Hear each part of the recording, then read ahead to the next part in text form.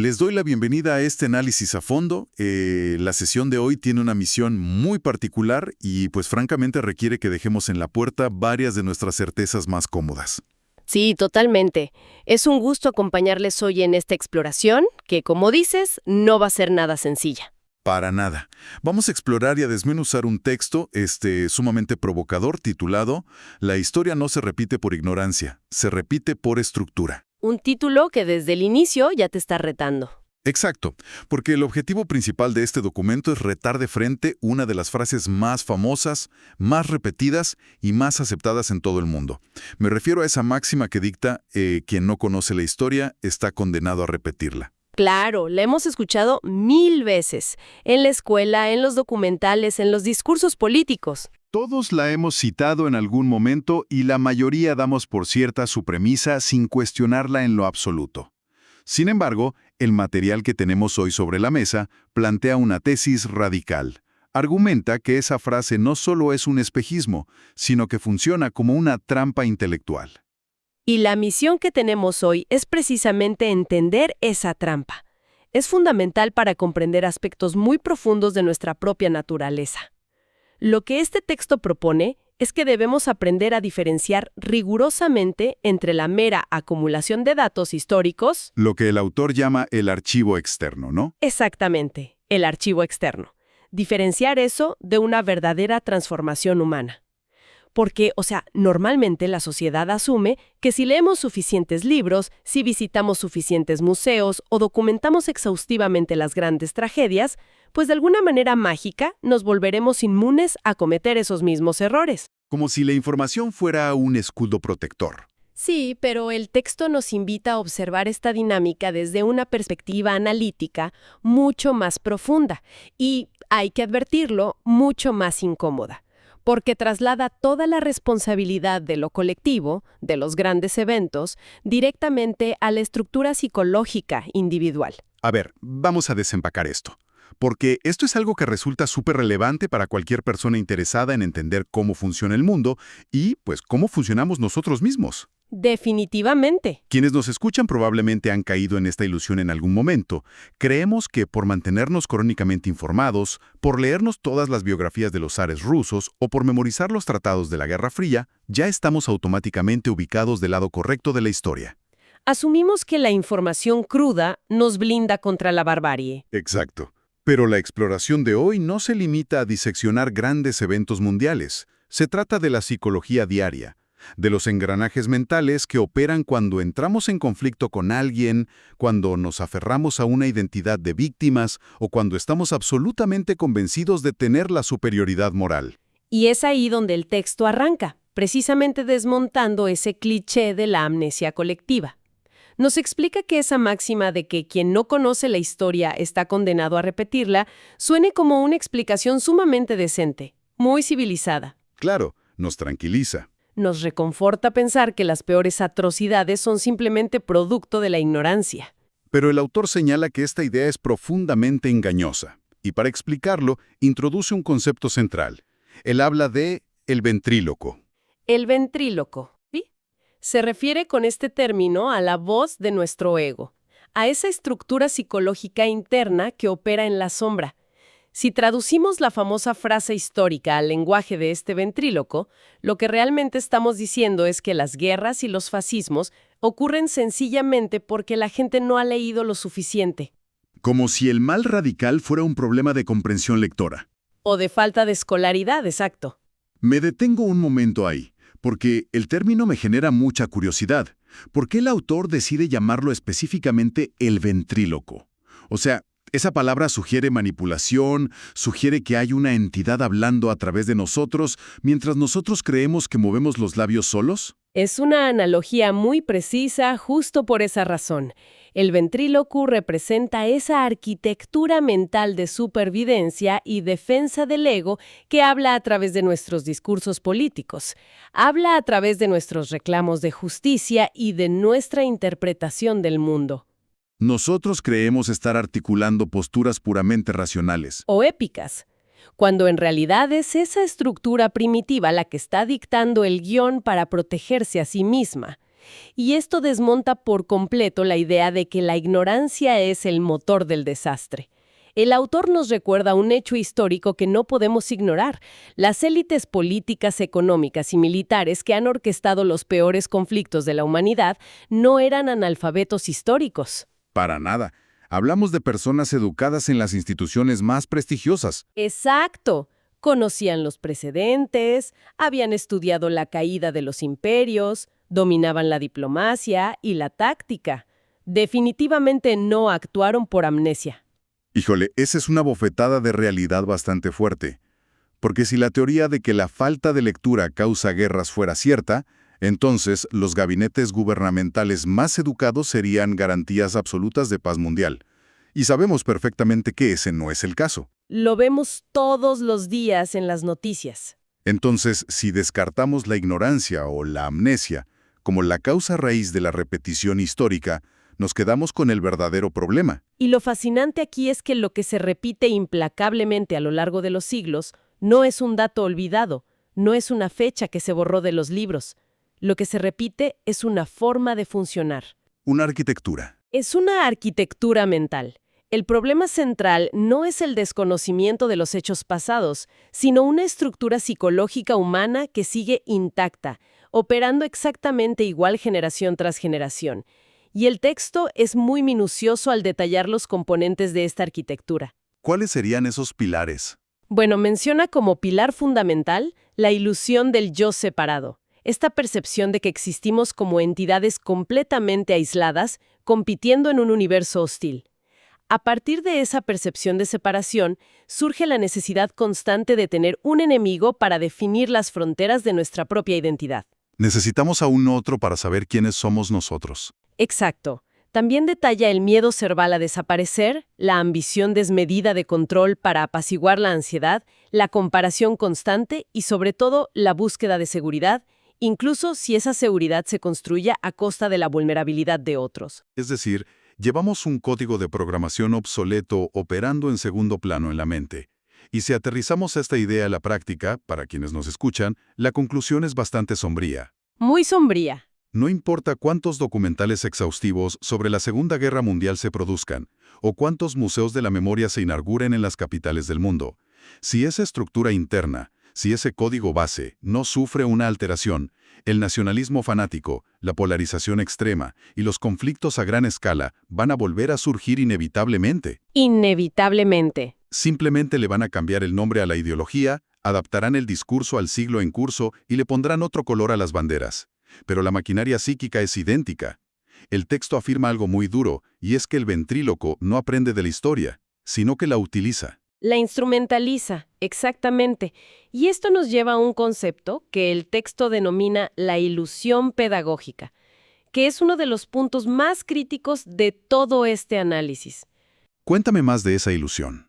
Esta ilusión es la creencia generalizada de que si logramos incluir el relato detallado de las tragedias pasadas en todos los planes de estudio, la humanidad, en un acto de iluminación colectiva, aprenderá la lección y no volverá a tropezar con la misma piedra. El autor es muy incisivo al clasificar esta idea como un tranquilizante muy eficaz. Un tranquilizante. ¡Qué fuerte término! Es que es una fantasía sumamente reconfortante para la sociedad porque desplaza el problema.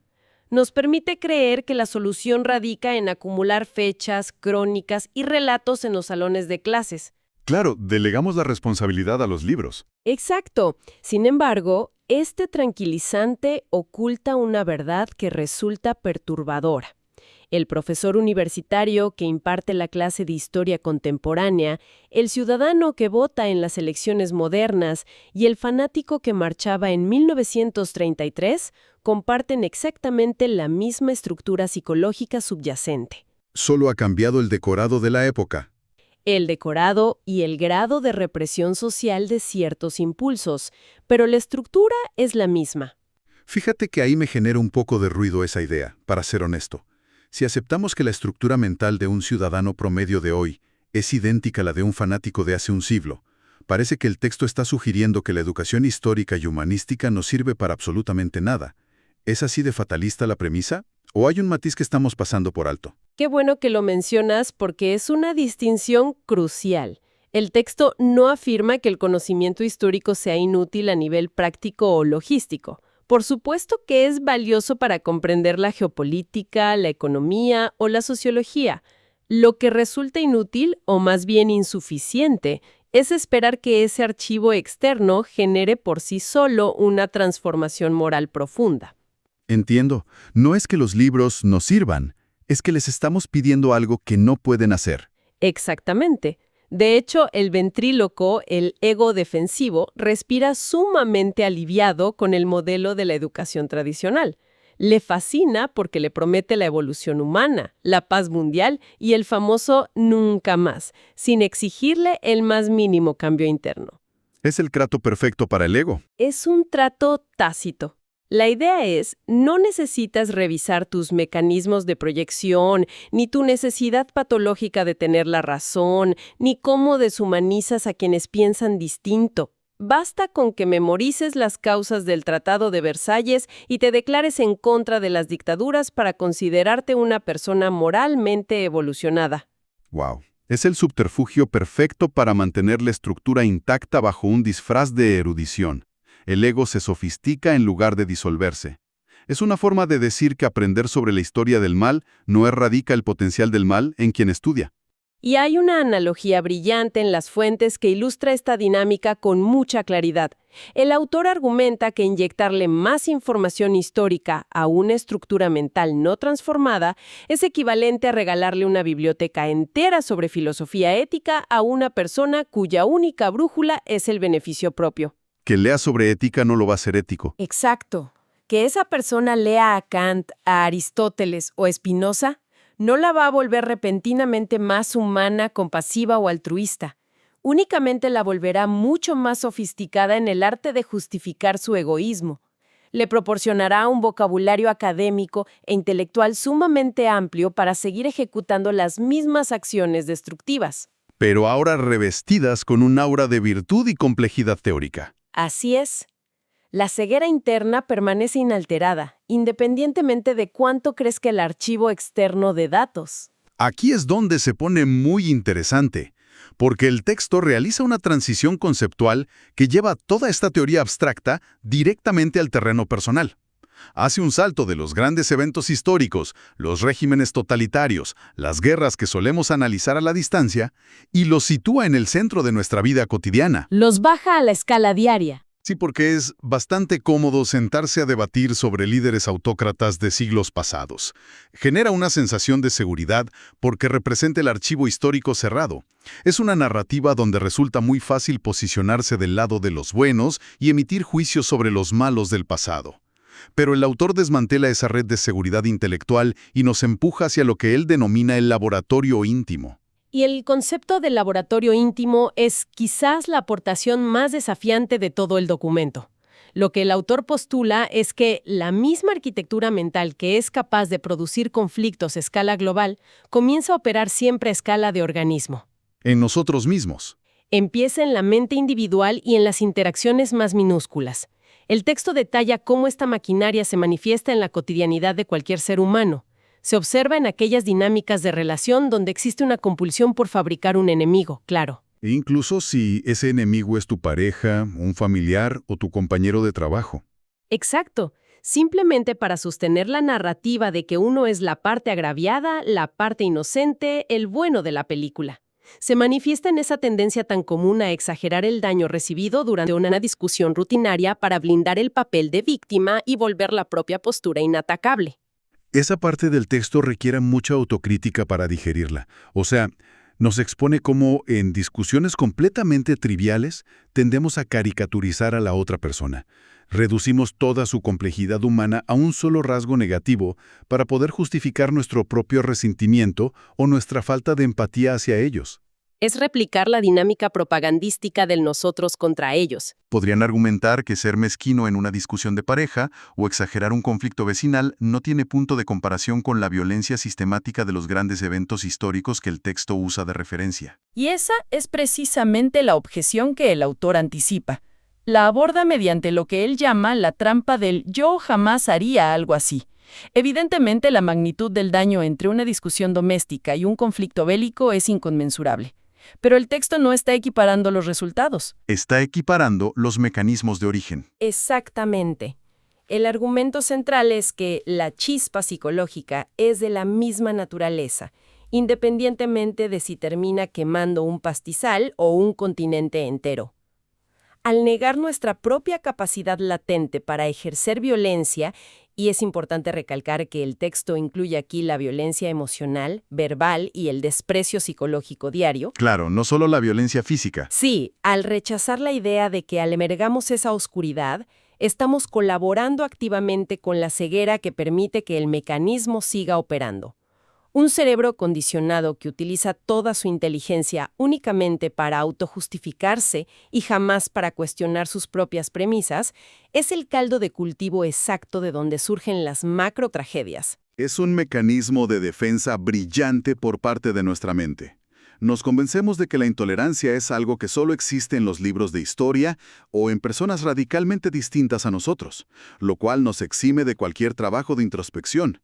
Y es aquí donde el análisis nos lleva al punto de quiebre. Al meollo del asunto. Sí, porque si integramos esta idea de que el problema no radica en la ignorancia de los datos, sino en esta arquitectura interna que se resiste a observarse a sí misma, entonces la premisa original del análisis cobra todo el sentido. El texto nos plantea que la frase con la que abrimos esta sesión necesita ser reescrita con urgencia. Así es. El autor propone revelar lo que sería la verdadera conclusión lógica de este análisis, formulando una nueva frase honesta que reemplace al cliché histórico. La advertencia ya no debería ser quien no conoce la historia está condenado a repetirla. La formulación precisa y rigurosa sería, quien no ve la estructura que lleva dentro está condenado a usar la historia para repetirla. ¡Qué fuerte! Ese matiz en el verbo es fundamental. Usar la historia. La implicación no es que la olvidemos por descuido, sino que la convertimos en un arma. La agarramos del estante, elegimos los fragmentos que nos convienen y la utilizamos como munición. Exactamente. La historia es instrumentalizada por el ventríloco para sus fines de supervivencia identitaria. Se utiliza constantemente para crear mitologías de grupo, para cimentar identidades colectivas que están basadas exclusivamente en el agravio histórico. En el yo sufrí más que tú. Exacto. La narrativa interna se convierte en, como nosotros somos los herederos de los oprimidos históricos, cualquier acción que tomemos en el presente, por hostil o desproporcionada que sea, está inherentemente justificada. Es el uso estratégico del dolor colectivo pasado para construir orgullo, cohesión y un victimismo inexpugnable en el presente. Se perpetúa así el mito fundacional del nosotros los puros y agraviados contra ellos los opresores perpetuos. Y el texto advierte que, mientras no logremos observar críticamente esa profunda necesidad interna de tener un enemigo para sentir que nuestra existencia tiene propósito, seguiremos saqueando los eventos del pasado buscando justificaciones para los conflictos de hoy. Tal cual. Y hay una metáfora visual en las fuentes que encapsula esta idea de manera formidable. El autor compara la historia con una vacuna. Esa metáfora es muy ilustrativa. Sí, pero advierte que los datos históricos solo funcionan como un agente inmunizador real cuando el individuo logra identificar primero el virus interno. Si no hay un reconocimiento previo de ese virus en la propia psique, todo ese gigantesco archivo externo, las bibliotecas, los memoriales, no tiene ninguna capacidad curativa. Todo lo contrario. Se corre el riesgo de que ese conocimiento se convierta en combustible simbólico para refinar el fanatismo.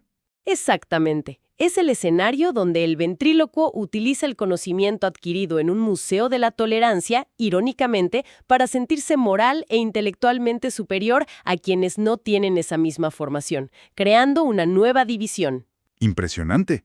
¡Qué trampa tan sofisticada de la mente! Si conectamos esto con el panorama general, emerge con mucha claridad la propuesta central del autor, la necesidad de construir lo que él denomina una historia interna, en directa contraposición a la acumulación del archivo externo.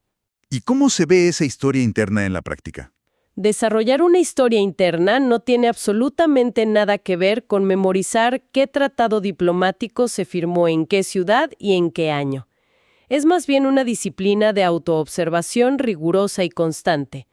Consiste en la capacidad de detectar en tiempo real, en medio de una interacción ordinaria, esa urgencia psicológica de basar nuestra propia identidad en la descalificación de un adversario. Es cacharte en el momento en el que estás inflando tu ego a costa del otro. Exacto. Requiere la honestidad brutal de reconocer el placer secreto, ese pequeño subidón de dopamina que el ego experimenta al sentir que pertenece a la facción que tiene la razón, mientras destroza los argumentos de la facción equivocada. La historia interna es el estudio minucioso del propio potencial para el fanatismo y la hostilidad, despojado de coartadas morales. Entonces, ¿qué significa todo esto? Si juntamos todas las piezas de este profundo análisis, el mensaje que cristaliza es tan contundente como exigente. La verdadera transformación, el salto evolutivo que verdaderamente podría evitar que las sociedades repitan los horrores de siglos pasados, no se va a lograr simplemente leyendo más enciclopedias. No, para nada. Ni debatiendo mejor en redes sociales o sacando calificaciones perfectas en los exámenes de ciencias políticas. Esa transformación pasa por alcanzar un nivel de claridad que resulta, por definición, profundamente incómodo. Requiere el valor de mirarse en el espejo y aceptar una premisa difícil. Muy difícil. Aceptar que la arquitectura, la misma estructura mental fundamental que hizo posible aquellas grandes catástrofes históricas, no es un artefacto del pasado. Está viva y operando en mí en este preciso momento. Es a partir de ese reconocimiento, y solo a partir de él, que la famosa consigna política del nunca más trasciende. ¿Deja de ser un simple grito en una marcha? O una frase vacía en un discurso de campaña. Exacto. Y se convierte en una responsabilidad ineludible. Se vuelve chamba interna, un trabajo personal de vigilancia diaria. Es una conclusión que no deja margen para la evasión. Mientras el ego, mientras este ventríloco que llevamos dentro siga siendo completamente ciego a sus propios mecanismos y trampas, el mundo material podrá llenarse de monumentos conmemorativos, de homenajes póstumos y de rigurosas lecciones de educación cívica. Pero la humanidad, a pesar de toda esa infraestructura conmemorativa, seguirá caminando con la precisión de un sonámbulo hacia los mismos ciclos de desastre y polarización. Vamos a seguir tropezando con la misma piedra. La única diferencia radicará en la estética del conflicto. Le cambiaremos la bandera, actualizaremos el himno y modernizaremos el lenguaje, pero el resultado será el mismo. El verdadero cambio de paradigma histórico, la verdadera ruptura del ciclo, llegará únicamente el día en que dejemos de usar el sufrimiento del pasado como una excusa refinada para sentirnos moralmente superiores en el presente. Y empecemos de una vez por todas a desmantelar nuestra propia necesidad de superioridad desde su raíz psicológica. ¿Qué manera de fracturar y replantear todo lo que dábamos por sentado sobre el valor de la memoria histórica y la educación? Te deja pensando muchísimo. Definitivamente.